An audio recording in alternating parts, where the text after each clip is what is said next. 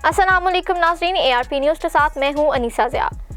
हाल ही में Ukraine Russia war की वजह से पाकिस्तान को एक बहुत बड़े मसले का सामना करना पड़ा और वो ये था कि यूक्रेन के जंग ज़दा इलाकों में से जो पाकिस्तानी स्टूडेंट्स हैं उनको वहाँ से कैसे निकाला जाए, क्योंकि जो पाकिस्तानी स्टूडेंट्स हैं उनके काफ़ी वीडियो सामने आ रही थी, उनकी ऑडियोज़, उनकी कॉल्स आ रही थी कि हमें यहाँ पर बेयारो मददगार छोड़ दिया गया है और हमारी यहाँ पर मदद करने को कोई भी नहीं पहुँच रहा और हमें इतने ज़्यादा मसाइल का सामना है कि ना हम ट्रैवल कर सकते हैं क्योंकि हर ट्रांसपोर्ट बंद कर दी गई है, ना हम कुछ खा पी सकते हैं क्योंकि हर ग्रॉसरी स्टोर और जो दुकानें हैं वो सब कुछ बंद हो चुकी हैं। हमारे पास बहुत लिमिटेड सा फूड है कि जो हमें नहीं पता कि हम कितने दिन चला पाएंगे या नहीं, और हमें बस यहाँ से निकलना है। लेकिन हम पाकिस्तानी एम्बेसी को भी कांटेक्ट करते हैं तो वहाँ से भी हमें कोई तसल्ली बख्श जवाब नहीं मिलता और हम यही सोच रहे हैं कि आखिर हम यहाँ से अपने वतन वापस पहुँच भी पाएंगे या नहीं, या फिर यहीं पर हमारी जानें चली जाएंगी। इस हवाले से एक गुड न्यूज़ सामने आई है कि जो पाकिस्तान है उसने अपने स्टूडेंट्स को वहाँ पर बेयारो मददगार नहीं छोड़ा, बल्कि पाकिस्तानी स्टूडेंट्स को वहाँ से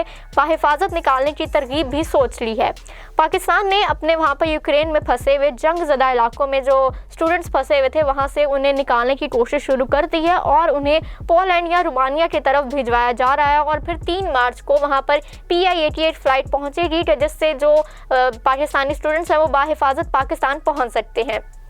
अगर हम स्टूडेंट्स की बात करें तो यूक्रेन में ना सिर्फ पाकिस्तानी स्टूडेंट्स बल्कि भारतीय स्टूडेंट्स भी काफ़ी ज़्यादा हैं और उनकी भी ऐसे ही वीडियोस वगैरह सामने आ रही थी कि वो अपनी एम्बेसी से कांटेक्ट कर रहे हैं, लेकिन एम्बेसी उन्हें कोई जवाब नहीं दे रही, बल्कि उन्हें यही कहा जा रहा है कि हम खुद यहाँ से निकलने में इतनी प्रॉब्लम फेस कर रहे हैं, आपको यहाँ से कैसे निकालें। तो एक बार फिर पाकिस्तान ने अपनी दुश्मनी को ज़रा साइड पर रखते हुए एक इंडियन की मदद की है और हाल ही में ये न्यूज़ सामने आई है कि पाकिस्तान एम्बेसी ने ना सिर्फ पाकिस्तानी स्टूडेंट्स को वहाँ से निकालने का अमल शुरू किया है बल्कि एक इंडियन स्टूडेंट को भी वहाँ से रेस्क्यू किया है। एक लड़की है मारिया असलम नामी लड़की के जो कि बेसिकली इंडिया की है और वो वहाँ पर फंसी हुई थी और जो पाकिस्तानी सफारत खाना के जो अमले हैं उन्होंने उसको वहाँ से रिहा किया है। उस लड़की का भी यही कहना है कि मैं 2 दिन से इस बंकर में फंसी हुई थी और मेरा किसी से भी कांटेक्ट नहीं हो रहा था, स्पेशली इंडियन एम्बेसी मुझे किसी तरह का भी कांटेक्ट नहीं कर रही थी और जो मेरा नंबर है वो किसी तरह से पहुँचा पाकिस्तानी सफारत खाने के अमले के पास और उन्होंने बिल्कुल भी हेजिटेट नहीं किया कि ये तो इंडियन है, इसको बचाना हमारा फ़र्ज़ नहीं है, उन्होंने फिर भी मुझे यहाँ से रिहा किया है। इस बात से पता चलता है कि पाकिस्तानी कहीं भी मौजूद हो, दुनिया के किसी भी कोने में मौजूद हो, वो एक दर्द दिल ज़रूर रखता है, चाहे वो किसी दुश्मन के लिए ही क्यों ना हो। लेकिन दुश्मनी हमारी भारत से है, उसकी जो कौम है, उनके जो स्टूडेंट्स हैं, उनसे तो हमारी किसी किस्म की भी दुश्मनी नहीं। और पाकिस्तान ने एक बार फिर एक बहुत ही पॉजिटिव स्टेप बढ़ाया है इंडिया की तरफ और इंडिया अभी भी इस बात को एक्नॉलेज ना करे तो हम क्या ही कह सकते हैं। अभी अगर हम बात करें यूक्रेन के हालात की तो वो बहुत ज़्यादा डेंजरस हैं, बहुत ज़्यादा बुरे हैं, क्योंकि यूक्रेन में रशियन फोर्स तो पहले ही एंटर कर चुकी थी, लेकिन अब खबर सामने आई है कि जो लेटेस्ट न्यूज़ सामने आई है कि रूसी फ़ौज का जो काफ़िला है वो कीव तक पहुंच चुका है। यानी कि वहाँ पर उन्होंने एक सरकारी इमारत को भी मिसाइल के ज़रिए तबाह करने की कोशिश की है कि जिसमें दर्जनों अफराद हलाक हो चुके हैं। वहीं पर अगर हम यूक्रेन के रद्द-ए-अमल की बात करें तो यूक्रेन इस बात का दावा करता है कि उसने 5710 रूसी फौजियों को भी हलाक कर दिया है। अगर हम इस बारे में बात करें, क्योंकि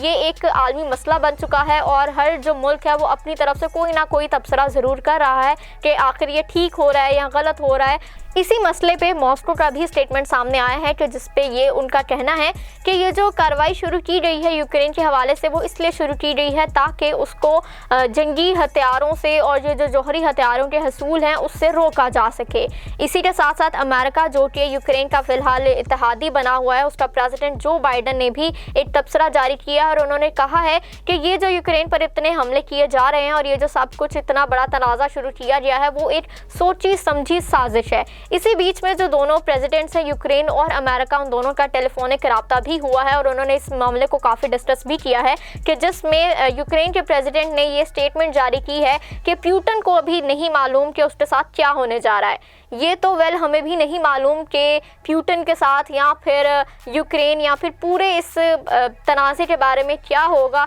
लेकिन एक बात जो हम जानते हैं वो ये है कि यूक्रेन रशिया वॉर की वजह से जो आलमी मेशत है उस पर कितना गहरा असर पड़ेगा, बल्कि असर अभी से शुरू भी हो चुका है, क्योंकि एक ही दिन में जो खाम तेल की कीमत है वो 9% तक इजाफा हो चुका है। यानी कि खाम तेल की कीमतों को आलमी मंडी में पर लग चुके हैं। जी हाँ, अगर हम बात करें बेंचमार्क लंदन बैरोनेट की तो वो भी